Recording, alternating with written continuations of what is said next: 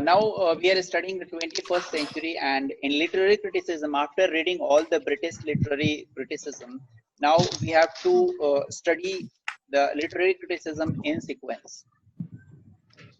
So now you know the sequence, and after that, the sequence of the literary theories is more important. So the first literary theory is formalism.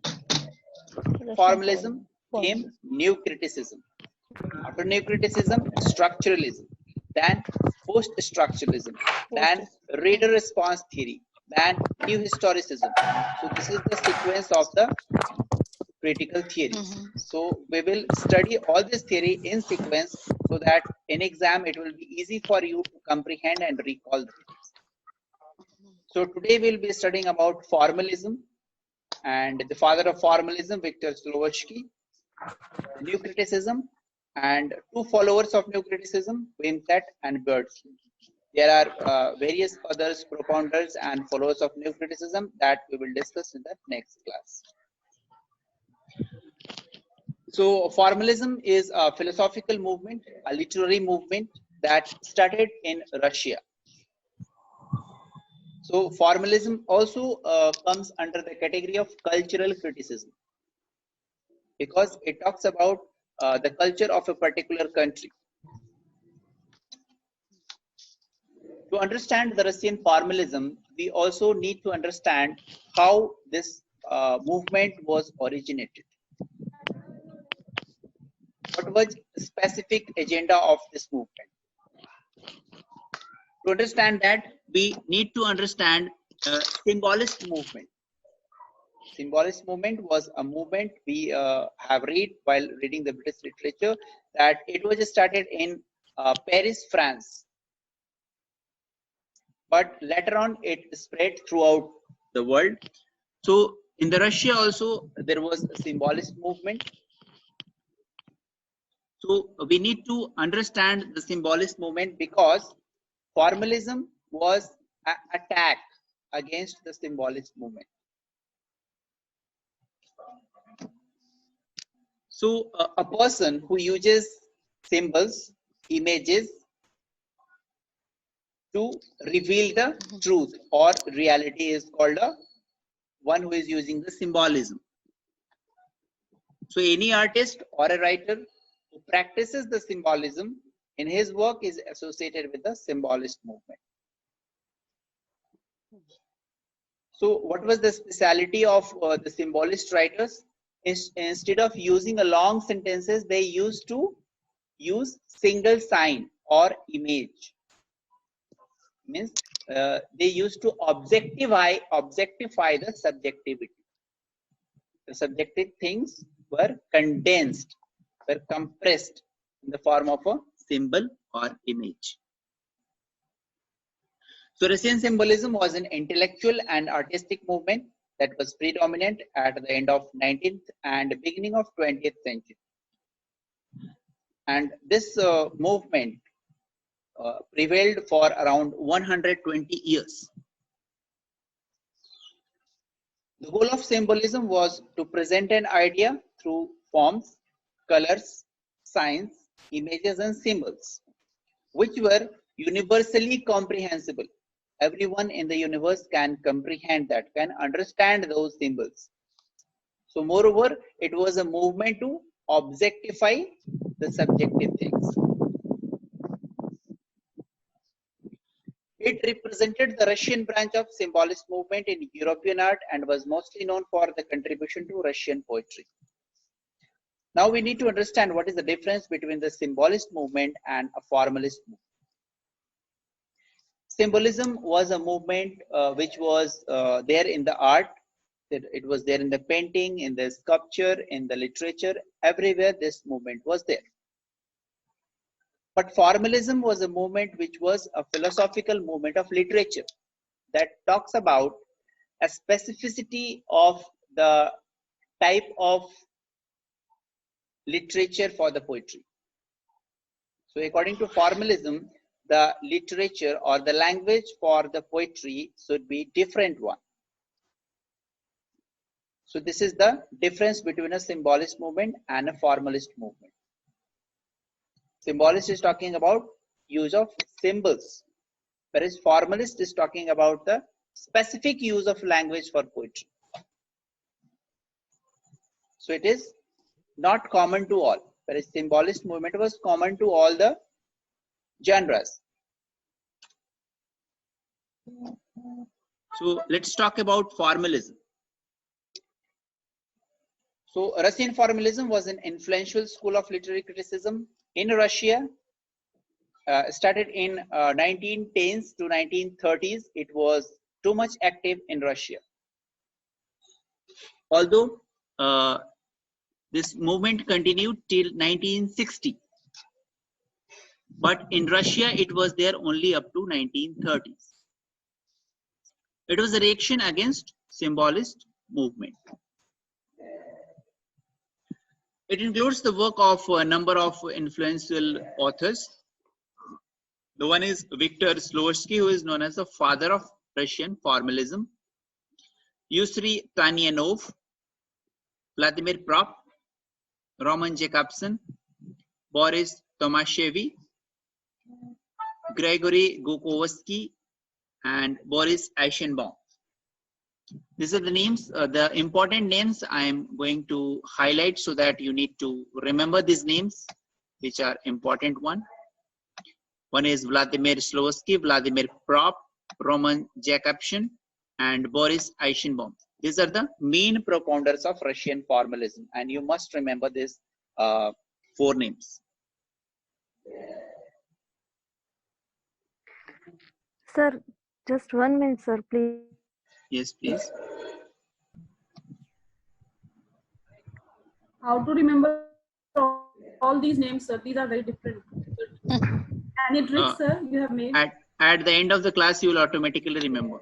We will discuss these all the names, so it is easy for you to remember. Sir? Yes, please. Sir, you said difference between symbolic movement and formalism is that symbolism covered all the art and formalism was only for poetry, is it? For literature. Sorry, sir? Formalism was the movement in literature, whereas symbolism was the movement in all the areas. Okay. Okay, sir.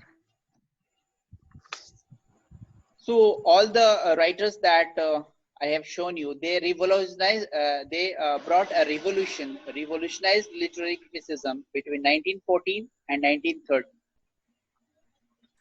by establishing the specificity and anatomy of poetic language and literature.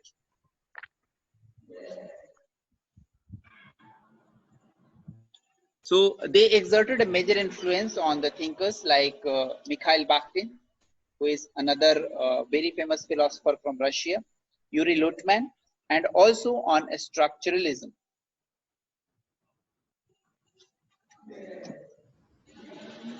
Russian formalism described two distinct movements. One is called the Opposaz movement that was started in St. Petersburg, Russia, and the next is Moscow Linguistic Circle that is started in Moscow. According to Roman Jakobson, who is also a prominent propounder of formalism, he says that nobody knows who has coined the term formalism. So it is generally derived from the central tenet of formalist thought. It is just a thought. Who has created this thought? Nobody knows. So it is believed that there was a fundamental opposition between literary language, poetic language, and ordinary language. So this is the main thing which formalism talks about. Formalism says that there is a difference between a literary language, poetic language, and ordinary language. And they give preferences to a poetic language. The poetic language should be dignified one, should be lofty one, should be something different from the ordinary language. So this is the main idea of formalism. We must understand the key concept of each theory. So the key concept of formalism is the poetic language must be different from the ordinary language. They also made a distinction between. Poetry. Yes, please. So poetry also comes in literary language. In literature. He is talking about literature, means the prose. Okay, sir. So there should be a difference between a Prose prose language and a poetry. poetry language. Okay, okay, sir. Thank you, sir.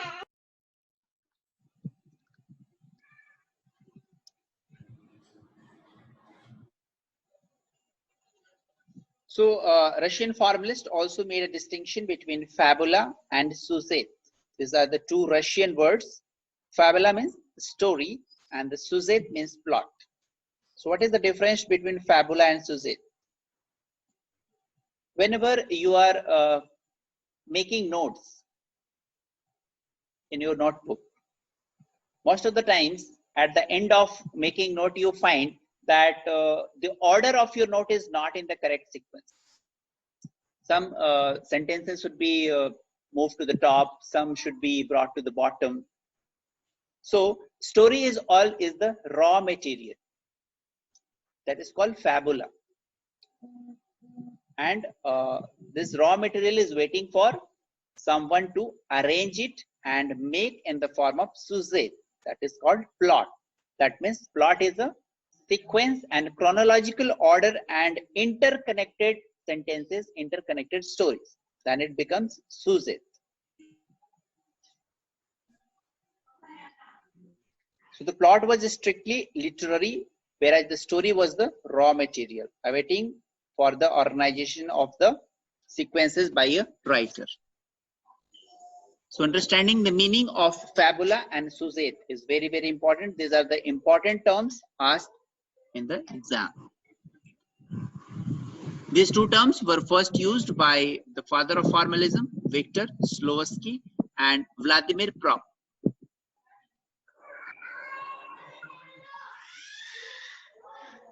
So when this movement started in 1914, there was a dictatorship of Stalin, and he got the entire control of Russia, and this movement was suppressed in 1929. So he make all these people like Vladimir Prop, Roman Jakobson, Victor Slowski, so all of them flew away from Russia in 1929. And the next center they formed in Czechoslovakia. So when formalism was suppressed in 1929 by the Soviets, by Stalin, the next center was moved to Czechoslovakia, and there they formed a Paraguay linguistic circle. So in Czechoslovakia, some other philosophers also joined, like Jan Mukarovsky and Reni Valek. Reni Valek is another very important philosopher of formalism who joined in Czechoslovakia. And all these people also flew away, like Roman Jakobson, Victor Slowski, and Vladimir Prop. All these people flew away and they settled in Czechoslovakia, and they formed a Paraguay linguistic circle.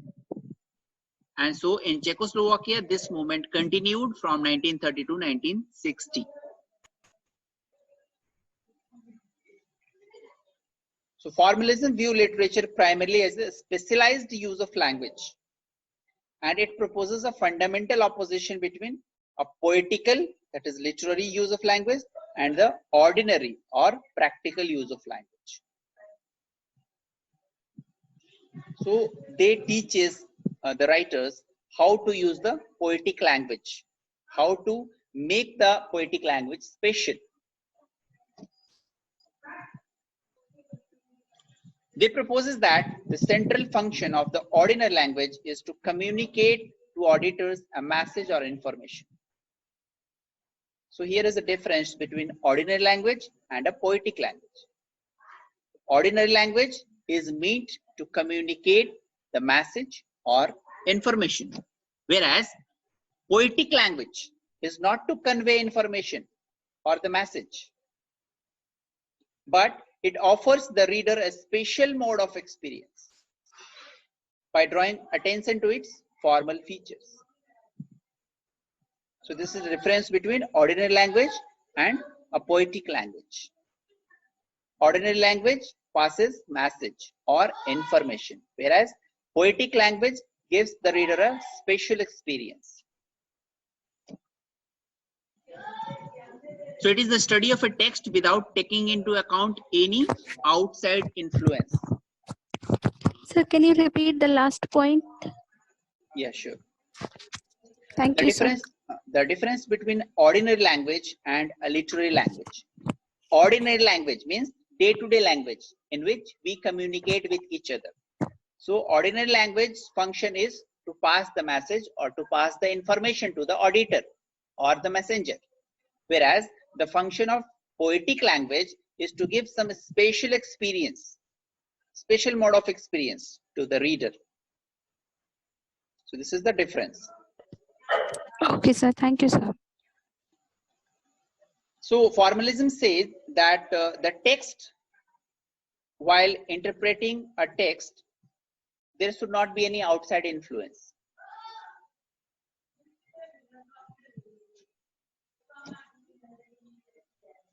So in literary theory, formalism refers to critical approaches that analyze, interpret, or evaluate the inherent features of a text.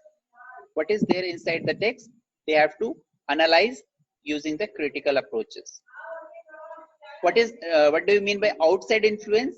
Means there should not be any influence of like politics or the influence of author's birth, author's place. So this all influence should not be there. Sir, Which in feature- critical, Yes. sir, in the last class, we talked about that the work, if we are reading any text or if we are evaluating any text, we should not, confine into the text. We should go to the, broader side. Means awards and policies and politics and Correct. publicity machinery also. Correct. So that is completely different in formalism. Yes, exactly. It only talks about text. So this is how we will finding sir. the difference between different theories. Formalism also talking Okay, about sir. text.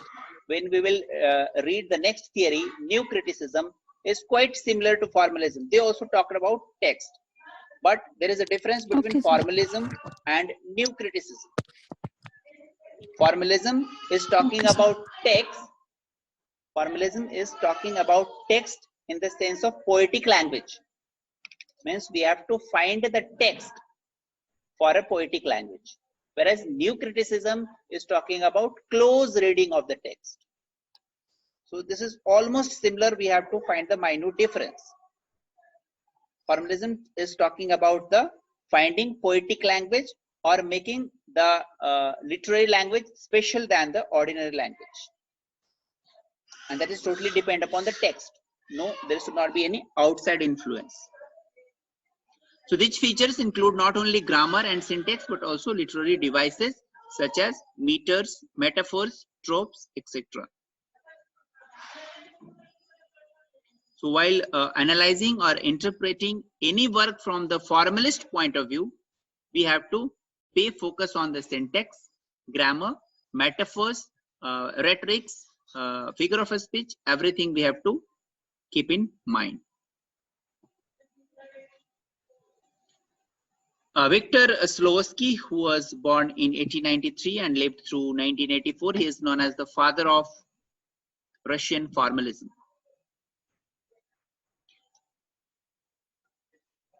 In 1916, he founded Opoyaz Circle, that was a prominent group of linguistics and literary critics in St. Petersburg. And the main members of this circle was Victor Slowsky, Boris Eichenbaum, Osip Brick, and Yuri Tynyanov.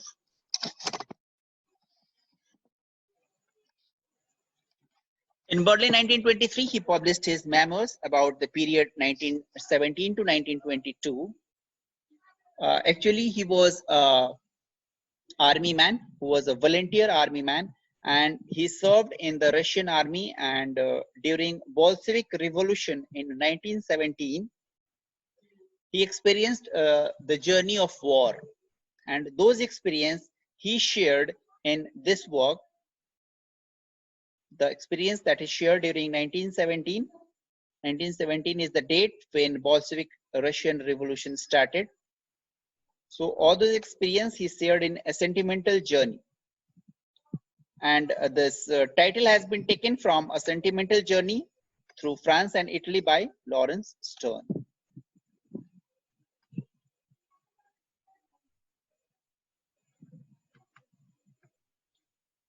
In 1923, he wrote an epistolary novel. This title of the novel is important because the title is something unique, like 200 is the title, and it is having the other title, Letters Not About Love. So this title is important to remember. Slowski was best known for developing the concept of ostraniny or defamiliarization. This concept is very, very important for us to understand. What does it mean? Ostraniny or defamiliarization. This is the concept derived by Victor Slowski. He explained this concept in an important essay, that is Art as Technique.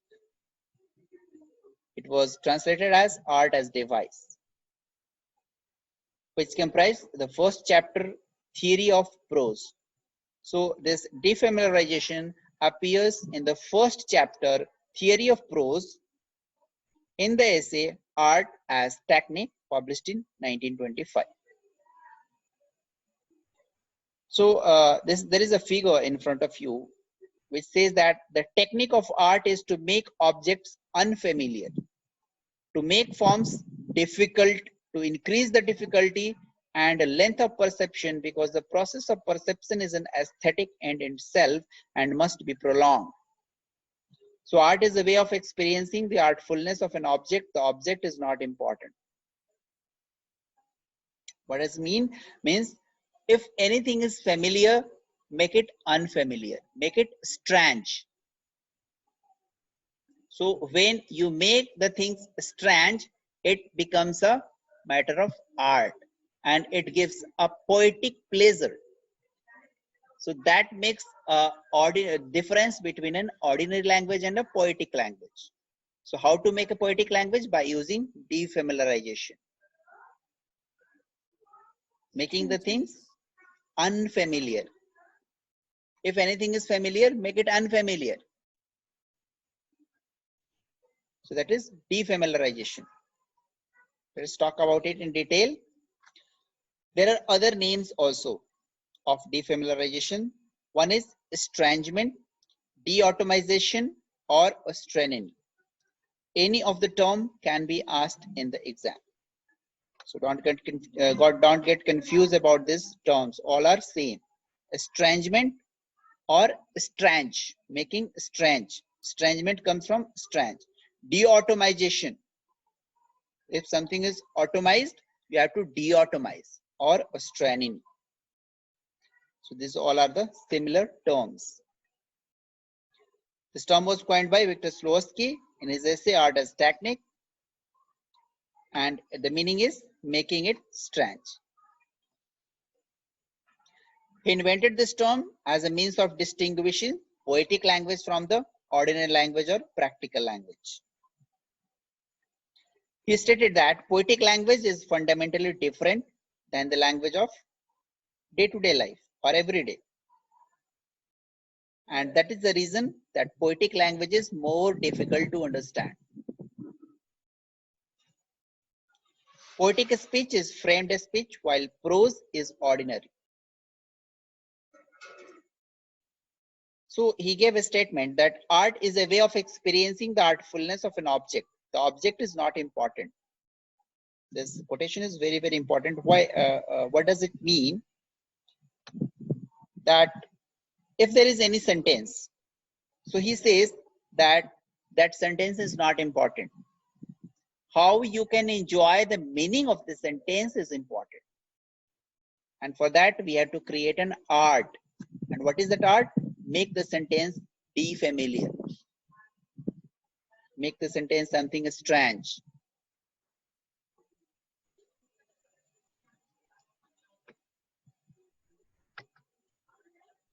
He argued for the centrality of rhetorical devices. So rhetorical devices can also be used for making the things be familiar. Use parallelism, archaism, and metaphors to defamiliarize the things. These are the rhetorical devices or the figure of a speeches that a poet should use to defamiliarize the ordinary language and then make it a poetic language. Slavsky points out that Leo Tolstoy, Holstomer is an example of defamiliarization. So this point is very, very important because it is used by Slavsky himself. So there can be a question that which work according to Slavsky is the best example of defamiliarization. So it is Leo Tolstoy, Holstomer. And here he says that why it is an example of defamiliarization, because the narrator is a horse. How can horse be a narrator? That means this is something unfamiliar. So it is making the work seem strange and unfamiliar. Another example is Animal Farm and 1984 by George Orwell. This is also the best example of defamiliarization. Why? Because there are the allegorical characters, animal characters, which represents the political personalities of Russia. That means the familiar things are defamiliarized. So instead of using animals, if he has used the political figures, it all would have become a political essay instead of becoming a fiction. I hope you got the idea. Now, the main important part of today's class is understanding the difference between formalism and new criticism, because new criticism came out of formalism only. So as I said, that formalism was talking about making special use of poetic language, making the poetic language special, using defamiliarization by use of rhetorical devices or figures of speech. Whereas new criticism is talking about interpretation of the text by close reading of the text. Formalism was also talking about no outside influence, whereas new criticism is also talking about no outside influence. New criticism said that a text or a content is autolactic. It is automated. Everything is there inside the text only. We need not to think about who is the author, from which country he belongs, what was the political condition during which the work was written. No outside influence is permitted in the new criticism reading. So new criticism was again a formalist movement. This is the point you can see here. It was also a part of formalist movement, but it was different from formalism. But it only came out of formalism. So this literary theory started in United States. So new criticism is the theory that started in America in the middle decade of the 20th century. It is supposed to be started in 1941. Formalism 1914, 1-4, new criticism 4-1, 1914, and this is 1941. It emphasized the close reading, particularly of poetry. to discover how a work of literature functioned as a self-contained, self-referential aesthetic object. Two things are very important here. One is close reading of the text or poetry, and then we have to understand that it is a self-contained. Everything is there inside the text only. Then self-referential aesthetic object. It is self-referential. It is giving its own reference. No further outside reference is required to define the poetry or define the work. So the new critics, Kenneth Brooks, said that a poem is a well-wrote on. Well-wrote on means a well-structured container. Poem is like a well-structured, well-manufactured container. So there is a work also by Kenneth Brooks, a well-wrote on, that we will discuss when we will be reading Kenneth Brooks. So new criticism is foremost a close reading and concentrating on such formal aspects as rhythm. That means when you are making a close reading, what are the factors that you have to consider for making a close reading? One is rhythm. What is the rhythm of the text that you are reading? What is the meter? What is the theme? What are the images or pictures which has been used? What are the metaphors has been used? So all these things has to be taken into account while you are making the close reading of the text. The interpretation of text shows that these aspects serve to support the structure of meaning within the text. That means if we are considering all these elements for reading the text, then we will get the clear meaning of what is written in the text. So new critics believe that the structure and the meaning of the text were intimately connected and should not be analyzed separately. So new criticism is another movement which created a structuralism. So next, when we are talking about a structuralism, you must remember the difference between new criticism and a structuralism, because here new criticism is talking that there is no difference between the structure and meaning, because structure and meaning both are interconnected to each other. We cannot analyze it separately, whereas structuralism is talking opposite to this. Structuralism says that the structure and meaning are different. They are not intimately connected.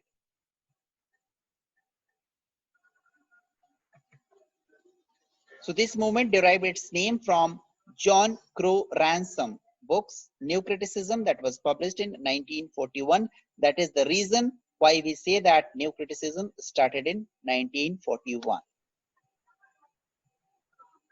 The New Criticism is name of the book by John Crow Ransom. So John Crow Ransom is also known as the father of New Criticism.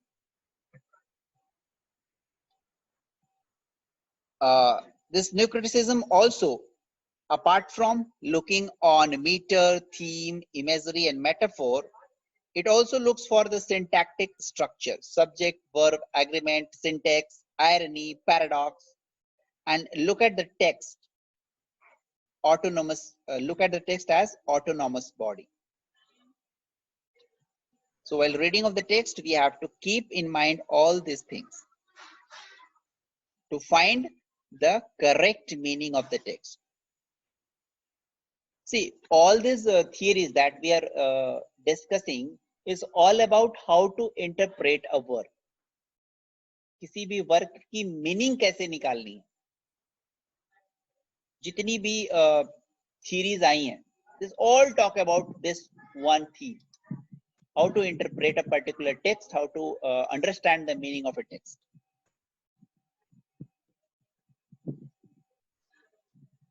So it disregards the outside context of the text. There must not be any outside influence of the text.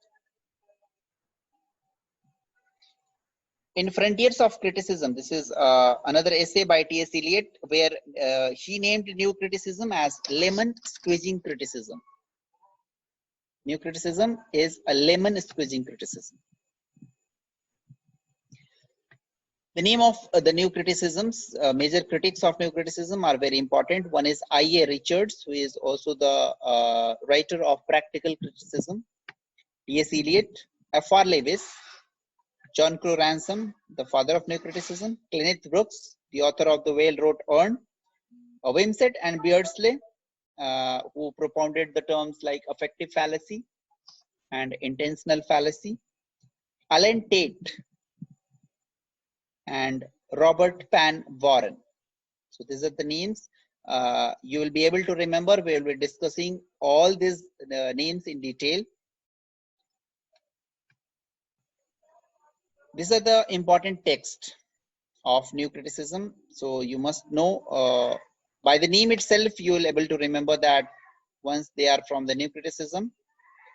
So Practical Criticism by I.A. Richards. Then The Sacred Wood by T.S. Eliot, that contains these two essays, Tradition and the Individual Talent, and Hamlet and His Problems. Then Intentional Fallacy and the Affective Fallacy by Wimsatt and Beardsley. The Railroad Urn by Kenneth Brooks. Miss Emily and Bibliographer by Ellen Tate.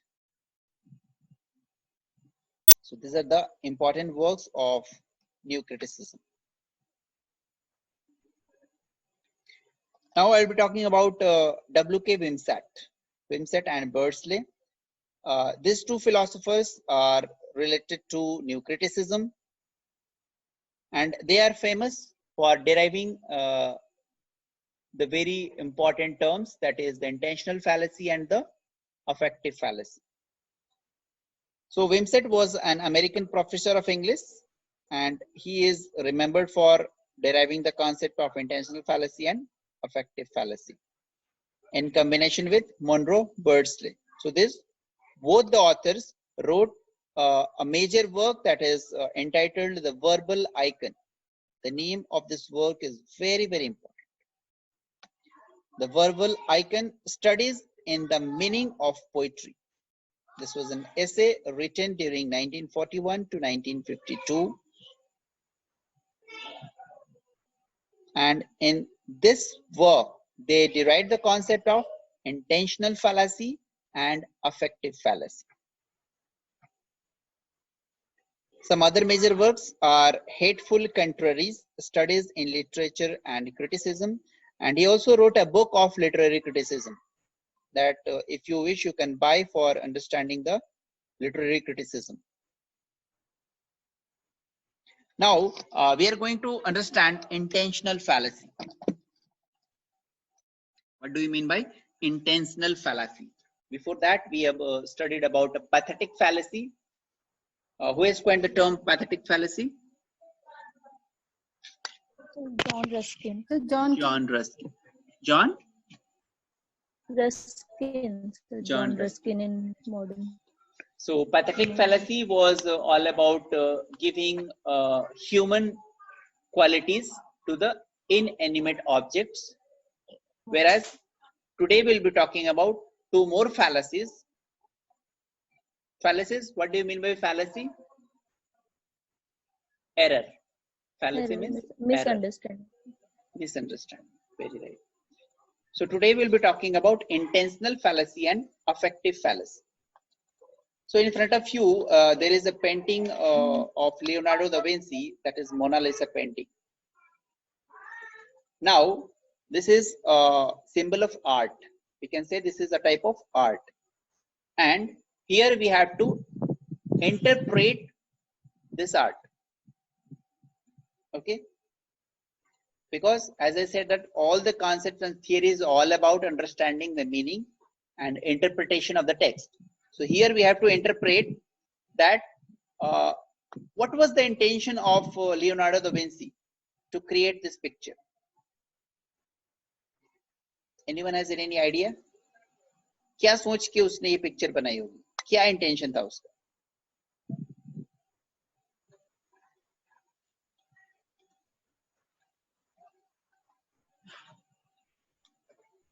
To Anyone? appreciate the beauty.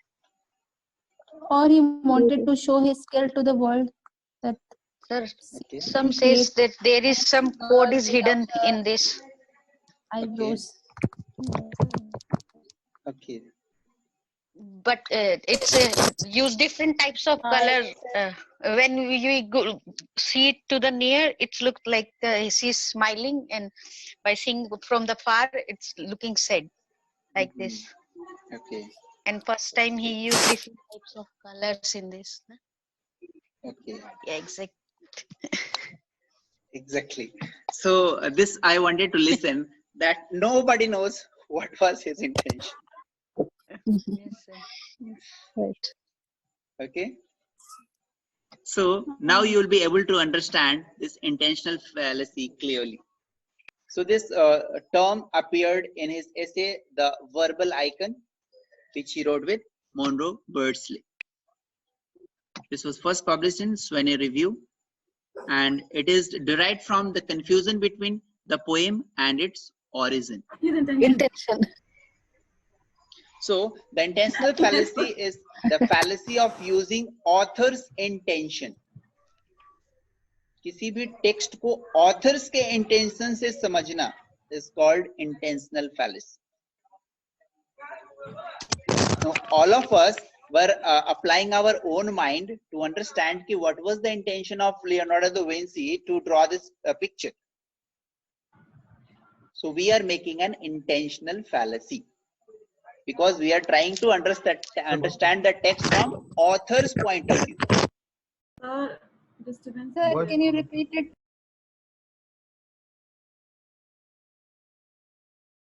So when I show you the figure of Mona Lisa painting, so all of us were applying our own mind to understand the author's intention, the intention of Leonardo da Vinci. What was his intention to make this picture? Yes, sir. So whenever we are trying to understand anything from author's point of view, that is called intentional fallacy. Author का intention क्या था? If we are trying to understand the text from author's point of view, then it is called intentional fallacy. So the intentional fallacy is the fallacy of using author's intention in interpretation of the literary work. Okay? Yes, sir. Thank you. But there is a problem. How does one know what is the author's intention? And what if author has failed to convey their intention in their work? It can happen. Yes, sir. Yes, sir. So Wimsatt and Birdsley write that if the poet has succeeded in doing it, means if the poet is succeeded in bringing his intention of writing the work, then the poem itself shows what he was trying to do. Yes, sir. And if the poet did not succeed, then the poem is not adequate evidence, and the critic must go outside the poem for evidence of intention, and then that did not become effective in the poem. Because Wimsatt and Beardsley, these both are the new critics, and they do not support anything which is outside influence. So if poem is not able to dictate its own evidence that what is my intention of writing the poem, then the reader has to go outside the text.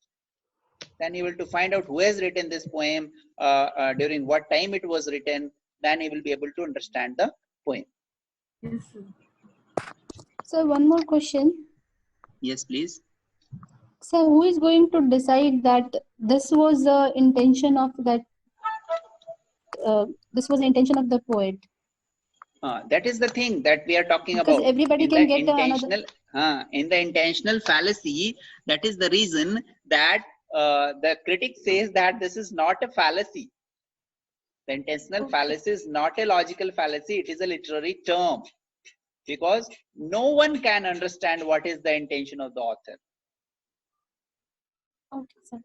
So it is the error of assessing a literary work on the basis of author's intention rather than on the basis of the work itself. So Wimsatt and Beardsley started the essay with this sentence, and this sentence is very important, where he says that we argued that the design or intention of the author is neither available nor desirable as a standard for judging the success of a work of literary art. And the same is used by post-structuralist author Roland Barthes. There is a very famous work, The Death of the Author, by Roland Barthes, who says that once a work is written, the author is dead. If a work is published, it has no control of the author. The entire meaning is derived by the reader. You got the clear meaning of what is intentional fallacy? Yes, sir. Yes, sir. Yes, sir. Okay, now let us look at the affective fallacy. Good evening, Again, sir. a very good evening. Sir, in my area, very poor connection. Please send today video. Sure, all the videos are reaching to you. Definitely this video will also reach to you. Thank you, sir. In my area also, sir. Okay, sure, all of you will receive the video. There is no problem. Now, I'll be talking about the affective fallacy. From the name itself, it is clear: affect, affection. There is a picture in front of you in which a girl seems to be crying. And we have to interpret, as a new criticism says, that close reading of the text, close reading of the art. So this is the art in front of you, and you have to make a close reading of this. No outside influence. Who has taken this figure? Who is this girl? Why she is crying? Nothing is available. And we have to interpret this text. We have to interpret this image. So how we are going to interpret? What can be the reason of her crying, of her being in a sad state? It's like, So to it's like arousing the emotions. like They're arousing the emotions. no, I am talking about what can be the reasons for C is being in this state. Going through the text, sir. Hmm. Maybe Means some, after getting some bad news. to understand this figure, we will connect this girl with our life, isn't it? That if I myself, I put myself in this figure, so what can be the situation where I can feel like this? Isn't it? Yes, sir. So, sir, she can, everyone's perspective is their own, no? exactly the same thing I wanted to tell you, that everyone will have their own perspective. Yes. Somebody will feel like she must have failed in the exam. Some may feel like she must have been betrayed. Some may feel like she has been beaten. Like, Yes, sir. everyone has different perception. And all the meaning that we are deriving is based on our emotion, our affection, our own emotion. So whenever we are deriving the meaning of a text using our own emotion, that is called affective fallacy. Means wherever we have connected our affection, then we have created an error in the judgment, because it is my perspective. So let us see in detail about this fallacy. It again appeared in the same essay, The Verbal Icon, in 1954. There was a common word for emotion, that is called affect. So affect and emotion both are synonyms. And from affect, the word has become affection. And from affection, the word has come affective. So now you can remember what does it mean. Affective means emotion. Any error that is caused due to the emotion of the reader. So it is a proposition in literary criticism that a work should be analyzed in terms of its own internal structure and not in the terms of emotional response of the reader. If a reader is reading the text, he is not supposed to apply his emotion to understand the text. Rather, he should focus on the internal structure and close reading, metaphors, syntax, figure of speech, everything. That is important. His emotional response is not important. If he is applying the emotional response, then it is an affective fallacy. So they defined affective fallacy in this sentence, that error of evaluating a poem by its effects, especially its emotional effects upon the reader. So as a result of this fallacy, the poem itself as an object of a specifically critical judgment tends to disappear. So if there is a fallacy, that is, there is an affective fallacy by the reader, the critical judgment will disappear. So that criticism ends in impressionism and relativism. The charge of affective fallacy rests on the fact that 100 readers can have 100 different responses. So now I hope that you have got the clear idea of this, both the fallacies, intentional fallacy and affective fallacy.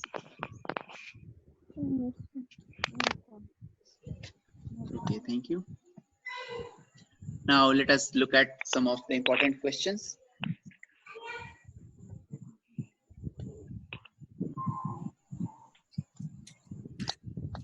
Formalism. Formalism, sir.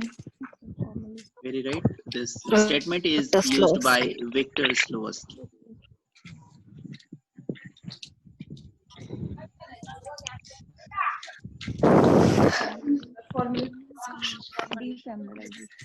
Formalism, sir. Formalism. What do you mean by fabula? What is fabula? Story, sir. Story. Story and plot. Story and plot. Very right. Russian formalism. Russian formalism. Russian formalism. Russian formalism.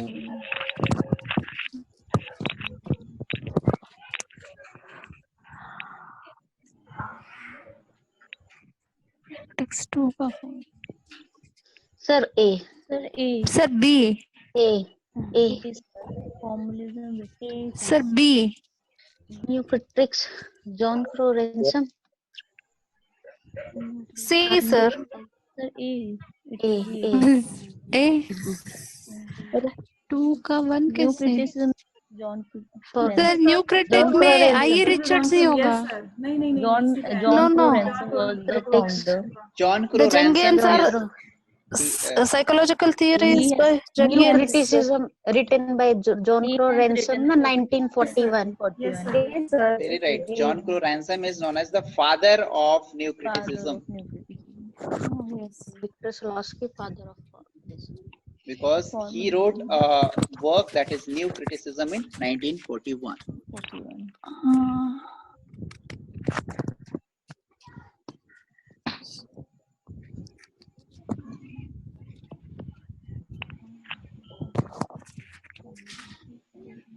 New critics. Russian formalists. New critics.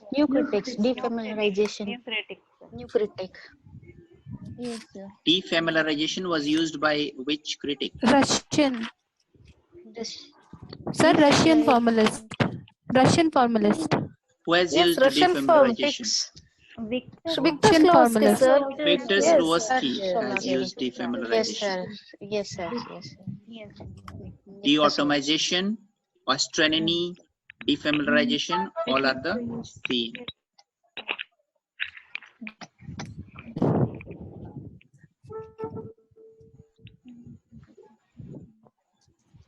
Russian formalists. Similar questions are asked again and again.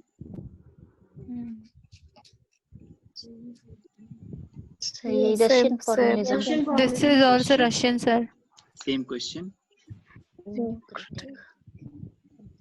Terry Terry Eagleton. Very right.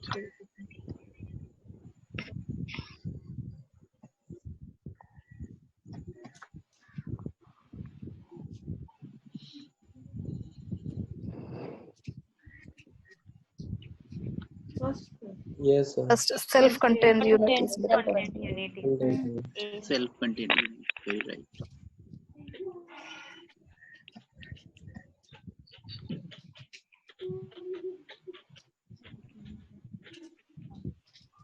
First, sir. First one, yes. It Biography of doesn't the care about anything. not required.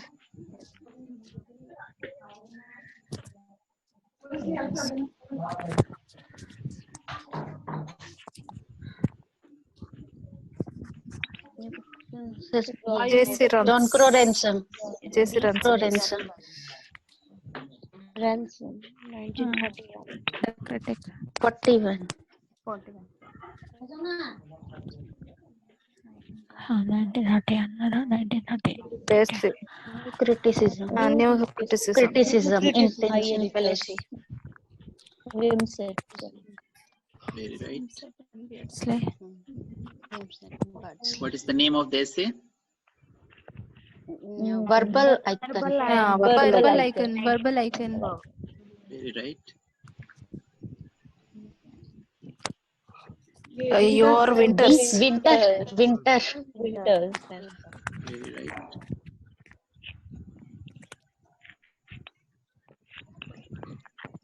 Russian.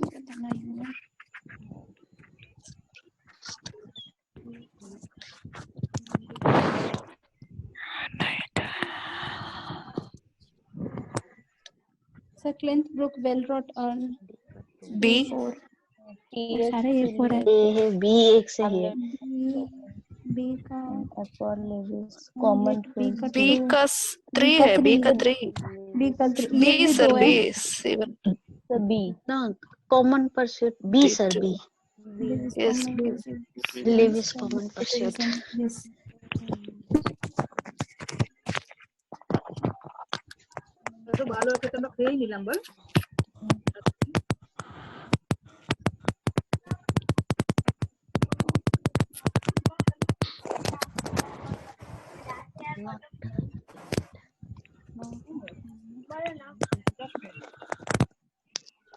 Sir, B. A. No, it's okay. It's not. B. The intention of the should not affect. Yes, sir. sir. Question is not a tenet. Not at D हो जाएगा.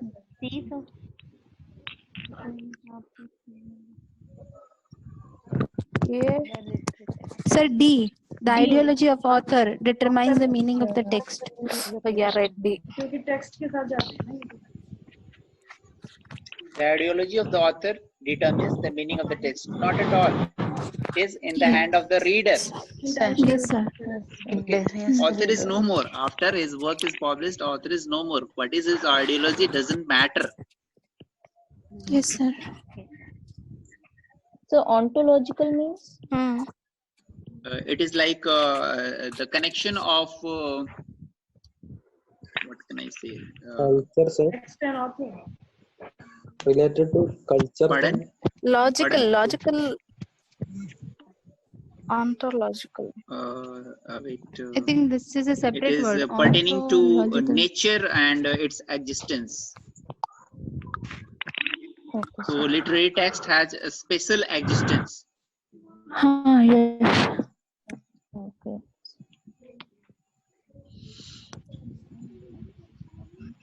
Belongs. Clint Brooks. Clint Brooks, sir. Yeah. Very right. Clint Brooks.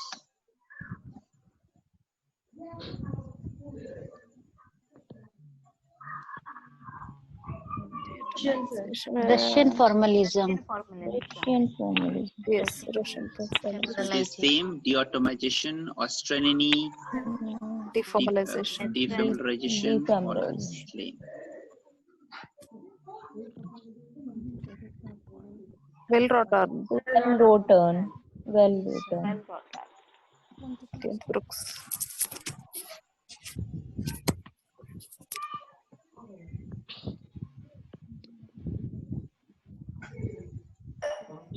sir. Jameson, Frederick Jameson. Jameson. You can see similar questions are asked, but names has been changed again and again. Yes, sir. New criticism. Criticism. Very right. Linguistic Linguistic construct. Autotelic. Autotelic. Linguistic construct. Linguistic. New criticism has nothing to take with linguistic Autotelic. construct. Autotelic. Autotelic. Self, It is a okay, Yes, self, autotelic. self-containing device. self.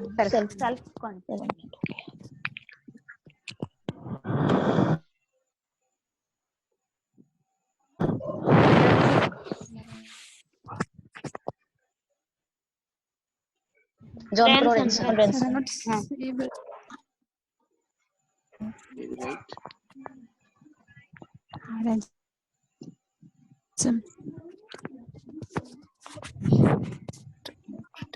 Warren. No. Strauss.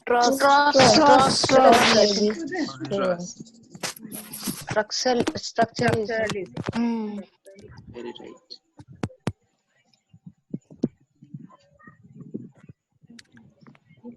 New criticism. Criticism.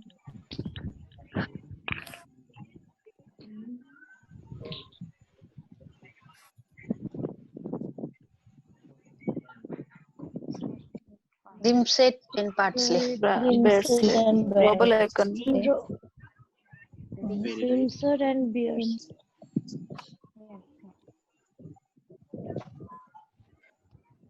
Effective policy also.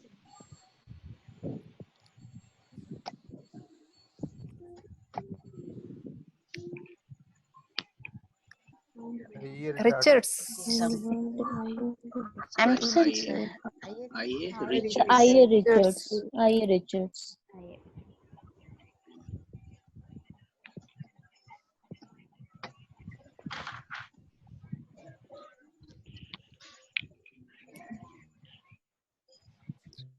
A, sir.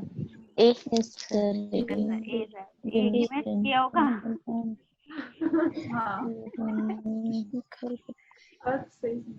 हाँ बात सही समझ में आ गया Yeah, yeah. A. Jameson is not intentional.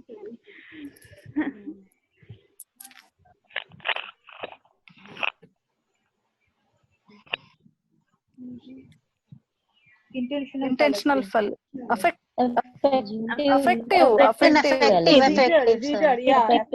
Emotion. Affect.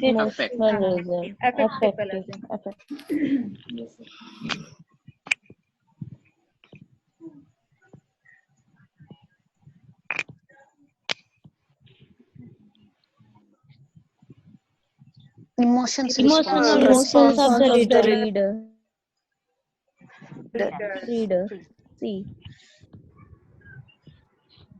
That's right.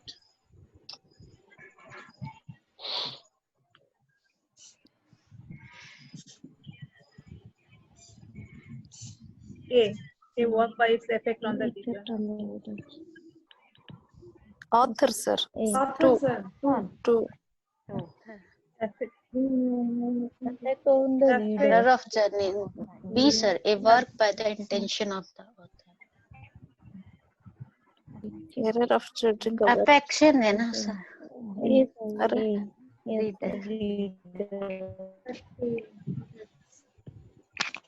A work that can create an effect on the reader. What type of effect? It can create the emotion of the reader. Intention है तो sir फिर ये हो जाएगा intentional. Intention, it is affective. See, B, option B is a work by the intention of the author. Intentional होगा ना sir अगर यहाँ पे question में intentional fallacy. Understand the question, sir. और author नहीं होगा ना. नहीं मैं question की बात कर रही हूँ अगर question में वो पूछते कौन सी वाली fallacy थी effective. Affective fallacy is defined as the error of judging. The affective fallacy. Inanimate objects. Static. Animus. Is it pathetic? It's pathetic. Pathetic. Look at the this. There is a doubt in D. C and A, right? Yes, sir. Yes, sir. No doubt, See. sir. If a question is No, asked sir, I have about doubt. intentional fallacy, Yeah. then See it will the be na. see the syntax of the D option. Yes. A work Yes, sir, that is D. created by affections Yes. aroused of the author. Who is creating? A work by. Who is creating the work? Author is creating. Author, Work by author, affection. author. So it is not Yes. affective is not talking about author. Affective fallacy is all related to the reader.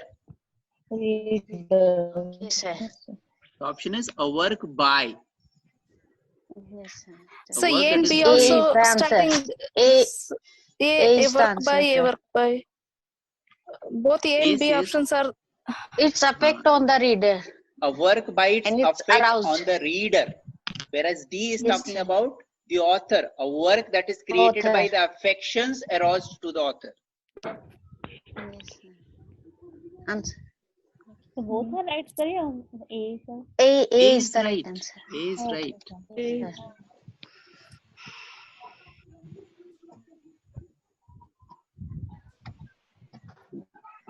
So this was all about today's class.